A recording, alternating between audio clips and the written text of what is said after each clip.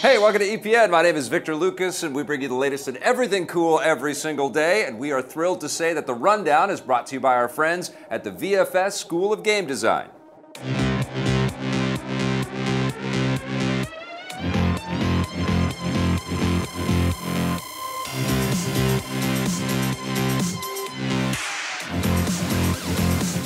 Thank you so much for the support, VFS. And this rundown is dedicated to Mackie191, who says, "Yay, sponsor! We know!" This rundown is all yours. The next game in the Madden series is getting ready for kickoff. EA Sports has announced the cover athlete and other new details for Madden 18, the latest in their NFL franchise. The box art will feature none other than five-time Super Bowl champion Tom Brady, making him the second New England Patriots player to grace the cover in 2 years, following the appearance of his teammate Rob Gronkowski on the cover last year. The announcement of Tom Brady on the cover comes alongside a few other announcements, including one that might leave last-gen gamers a bit deflated. Madden 18 will only be released on the PS4 and Xbox One, making it the first in the series to abandon the PS3 and Xbox 360. Hopefully all you football fans have had a chance to upgrade by now. So what can we expect from the game itself? EA says there will be the usual updates to the visuals and gameplay. The teaser trailer also hints that the game will have a story mode similar to the Journey from last year's FIFA 17, so expect more details on that soon.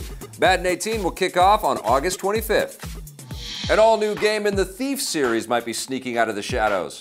A big screen movie based on the games has been in the works for several years, and now the people working on the film may have revealed a new game as well. According to the official website of the movie's production company, Straight Up Films, a fifth game in the series is currently in development and is slated to be released alongside the movie. Since publisher Square Enix and developer Eidos Montreal haven't made any official announcements about a new game, it seems that the filmmakers have prematurely revealed something that they shouldn't have. Then again, they could just be mistaken and no new game is actually on the way, so we'll have to wait and see what happens. Eidos Montreal recently delivered Deus Ex: Mankind Divided, and they haven't announced their next big project. If a new Thief game is in development, there's no telling when it might arrive, and the film doesn't have a release window yet either.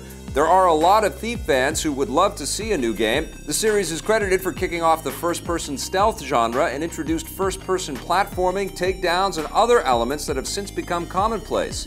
The rumors of a new game come after Square Enix announced yesterday that they're in the process of dropping Hitman developer IO Interactive, saying that they want to instead focus on their core studios and franchises. I guess this might mean that they see Thief as a core franchise, but not Hitman. A heroic new Superman-inspired series is heading to television. With Supergirl, along with Arrow, The Flash, Legends of Tomorrow, and now Black Lightning getting new seasons this fall on the CW, rival network Sci-Fi wants in on the DC action. The network has officially greenlit a new series called Krypton for a full season. The show will take place on Superman's alien homeworld about 2 decades before it, spoiler alert, blows up. The show has been in development since 2014 and is probably inspired by the popular Kryptonian prologue sequence in Man of Steel, with that film's co-writer David S. Goyer serving as a producer on the new show. An entire series set on the alien world of Krypton seems like it might be right at home on Sci-Fi, expected to premiere later this year. And DC's arch-nemesis Marvel isn't shielding themselves from the small screen either. Agents of S.H.I.E.L.D. has officially been renewed for a 5th season, which will go into production this summer and premiere this fall. There were rumors that the show might be canceled due to declining ratings, but ABC decided to bring it back at the last minute. The show takes place within the shared Marvel Cinematic Universe, which means the network and their parent company Disney see it as a launching platform to kick off potential spin-off shows, which makes it that much more valuable. Disney and Marvel are working on plenty of other shows like Inhumans, which arrives this fall, and the teen-oriented Cloak and Dagger, which arrives next year. Oh, and they're also making about a bazillion new movies. And with all of those Marvel shows and movies, it's sometimes easy to forget that some of them aren't even made by Marvel or Disney. 20th Century Fox has revealed new details about their upcoming X-Men movie, New Mutants, based on the Marvel comic series of the same name. The film will star Game of Thrones actress Maisie Williams and Split co-star Anya Taylor-Joy. Taylor-Joy is expected to play Magic, a mutant with the ability to teleport, and Williams is expected to play Wolfsbane, a female werewolf. So what are the New Mutants? As the title implies, they're New Mutants, a teenage group of superheroes who take over from the older, more experienced X-Men characters. Since most of the existing X-Men actors are getting up there in age, it makes sense that Fox wants to start looking at a new generation of actors.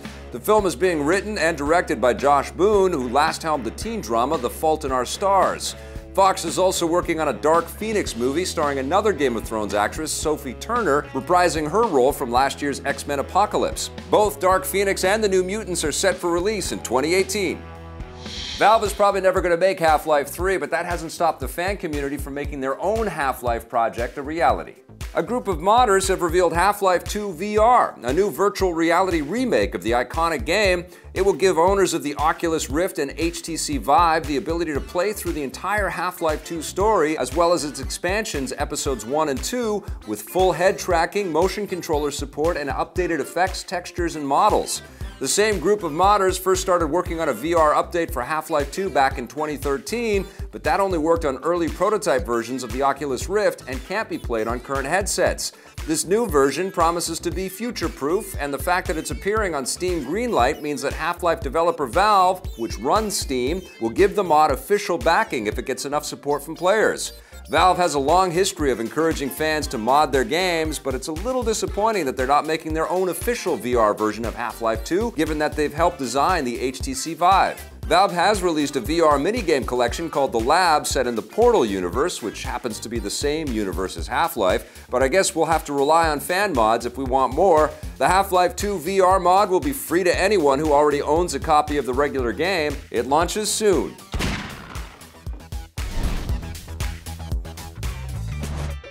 That's it for our rundown. If you want to make your own mods or learn more about game design, visit VFS.edu. We'll be back on Monday with a brand new rundown. In the meantime, that gives you lots of opportunity to check out all of our other content. And if you dig it, hit subscribe, okay?